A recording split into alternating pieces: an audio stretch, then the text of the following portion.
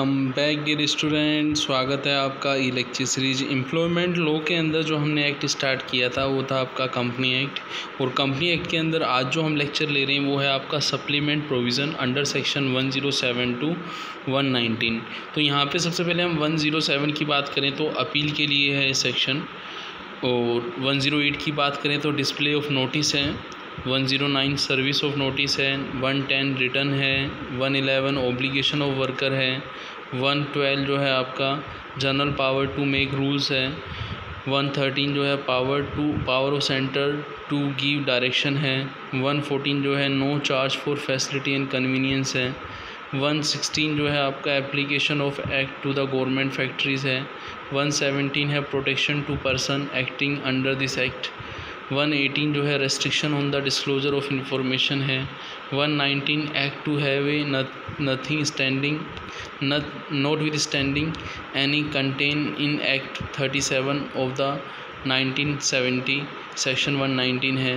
तो in section को हम वन बाय वन यहाँ पे हम समझेंगे। तो शुरुआत करते हैं सबसे पहले हम किससे, अपील से। तो सबसे पहले क्वेश्चन ये आता है कि सर ये अपील होता क्या है। तो अपील का मतलब क्या है कि यदि कोई पर्सन है वो किसी डिसीजन के अगेंस्ट जाके अपील करना चाहता है प्रिस्क्राइब अथॉरिटी को, तो वो अपील के अंदर आएगा। तो सेक्शन 110 जो है, the section give a opportunity to the manager of a factory to whom an order in writing by inspector has been served under the provision of this act। अब ये जो आपका मैनेजर ऑफ द फैक्ट्री है या occupier of the factory है वो against inspectors जो writing में अपील कर सकता है प्रिस्क्राइब अथॉरिटी को। और ये जो अथॉरिटी रहेगी प्रिस्क्राइब अथॉरिटी, सच अथॉरिटी में confirm modify reverse the order. Appeal shall be filed within a 30 day of the service of the order, कि ऑर्डर सर्विस के विद इन ए 30 डे जो है आपका अपील होना चाहिए। The appellate authority may if so required in petition of the appeal shall hear the appeal with the aid of assessor, one of whom shall be appointed by the appellate authority and other by such body represent the industry concern as may be prescribed। तो यहाँ पे हमने ये समझा कि with in a 30 day of the order जो है appeal जो है जो प्रिस्क्राइब अथॉरिटी को की जा सकती है राइटिंग में। और प्रिस्क्राइब अथॉरिटी जो है वो क्या कर सकती है, कन्फर्म मॉडिफाई रिवर्स कर सकती है ऑर्डर को। तो ये हमने 107 के अंदर समझा। अब हम समझेंगे जो आपका 108 सेक्शन है वो क्या बताता है, डिलीवरी या डिस्प्ले ऑफ नोटिसेस, ठीक है ना। तो जो डिलीवरी नोटिस की होगी बाय डिस्प्ले ऑफ नोटिस के थ्रू होगी। जैसा कि आपको पता है कि जो भी नोटिसेस होंगे वो नोटिस बोर्ड में जो भी डिस्प्ले प्लेस है वहाँ पे उसको लगाया जाएगा। This section provide the statutory requirement of displaying in every factory A notice containing such abstract of this act of the rule made thereunder as may be prescribed. Also the name and address of the inspector and certifying surgeon. This requirement is in addition to the notice required to be displayed in a factory by under this act. तो display of notice को हम इसके अंदर पढ़ेंगे कि हर factory को क्या करना चाहिए कि जो भी इंफॉर्मेशन है वो नोटिस बोर्ड पर देनी चाहिए जिसमें आपके वर्कर्स का इंटरेस्ट है, उनकी इंफॉर्मेशन देनी चाहिए। और जो डिस्प्ले ऑफ इंफॉर्मेशन होना चाहिए नोटिस के अंदर, all notice required by or under this act to be display in a factory shall be in English और in a language understood by the majority of the worker in a factory, कि जिस language के अंदर जो majority of worker understand कर सकें, जो local language है या आपका इंग्लिश में है उसके अंदर उसको पब्लिश करना चाहिए।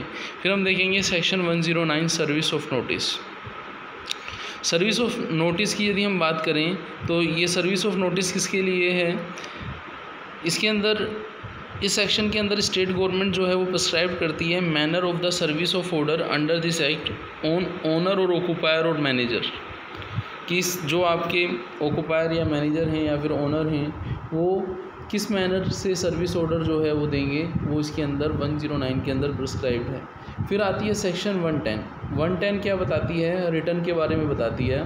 The state government may make rule requiring owner occupier manager of the factory to submit such return.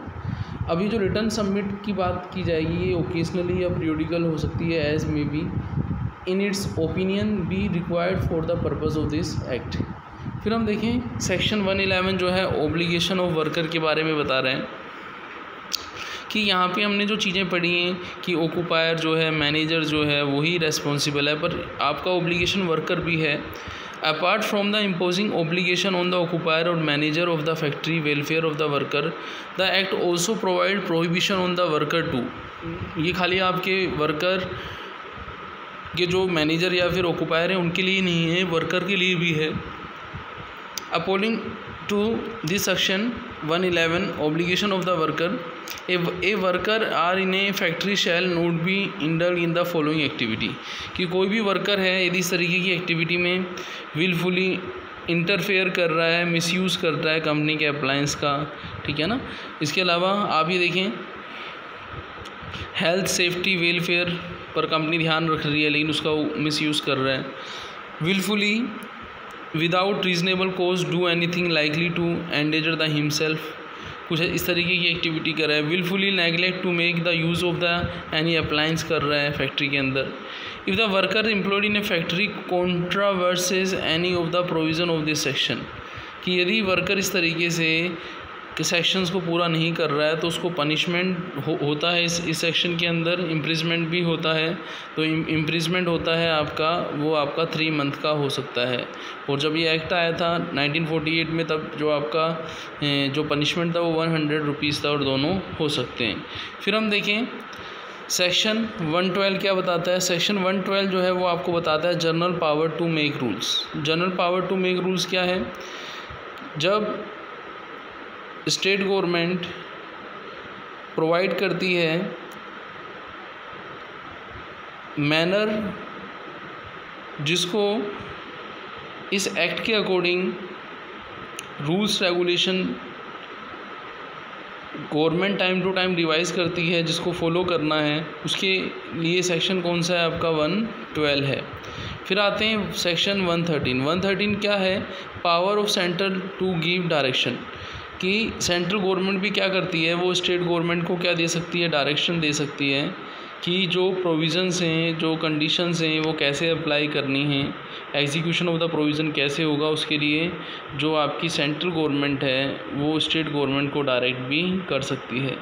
फिर आ रहा है no charge for facility and convenience. Section 114 ये बता रहा है कि कोई भी फ़ीस या चार्ज कस्टम वर्कर से नहीं लिया जाएगा अरेंजमेंट फैसिलिटी प्रोवाइड करने के बदले में। कोई भी इक्विपमेंट या अप्लायंस जो है ऑक्यूपायर वर्कर को दे रहा है तो उसके लिए वो चार्ज नहीं ले सकता, कुछ अमाउंट चार्ज नहीं कर सकता। फिर सेक्शन जो है आपका 116 क्या बता रहा है? Application of the act of the government factories, कि ये जो एक्ट है आपका not only central but also state government के अंदर जो भी फैक्ट्रीज़ हैं उन सब पर क्या होता है? एप्लीकेबल होता है। गवर्नमेंट फैक्ट्री पर एप्लीकेबल होता है, चाहे स्टेट गवर्नमेंट चाहे सेंट्रल गवर्नमेंट के ऑन एंड कंट्रोल फैक्ट्रीज़ हैं वहाँ पे एक्ट गवर्नमेंट फैक्ट्रीज़ के अंदर एप्लीकेबल होता है। सेक्शन 116 बताती है। सेक्शन 117 की देखें, protection to person acting under this act. यहाँ पे हम देखें तो लीगल प्रोसीडिंग्स जो रहती है, ऐसा पर्सन जो गुड फेथ में वर्क कर रहा है उसके अगेंस्ट लीगल प्रोसीडिंग जो है, जैसे हम देखें मान लीजिए कोई फैक्ट्री है, वो इस एक्ट के सारे प्रोविजंस को यूज़ कर रही है, तो वो किसी दूसरी कंपनी पर या किसी थर्ड पार्टी पर वो क्या कर सकती है? स्यू मुकदमा भी कर सकती है। The section provide the immunity from any suite prosecution other legal proceeding which shall not be against any other person for anything which is good faith done. ठीक है ना, यदि गुड फेथ में है तो वो इस तरीके की एक्टिविटी नहीं करेगी, यदि गुड फेथ्स के अगेंस्ट है तो वो इस तरीके की एक्टिविटी कर सकती है। Protection to person acting under this act 117। Last जो सेक्शन है 118 वो क्या बता रही है? Restriction on the disclosure of the information, कि एक इंस्पेक्टर जो है वो इंफॉर्मेशन जो कंपनी की मैन्युफैक्चरिंग कॉमर्शियल बिजनेस के बारे में या वर्किंग प्रोसेस के बारे में जो इन्फॉर्मेशंस ले रहा है वो किसी को डिस्क्लोज़ नहीं करेगा। An inspector is prohibited from disclosing any information relating to any manufacturing commercial business और any working process which may come to his knowledge in the course of his official duties. This prohibition is applicable not only when he is in a service but also leaving the service, कि यहाँ पे जो inspector है वो उसका appointment हुआ था, उसको सारी इन्फॉर्मेशन पता है, तो during the service after service वो इस तरीके की इन्फॉर्मेशन जो है वो डिस्क्लोज़ नहीं करेगा। तो ये हमने जो इस एक्ट का जो सेक्शन हमने पढ़ा है 107 से 119 तक सप्लीमेंट प्रोविज़न को हमने यहाँ पे पूरा किया। थैंक्स।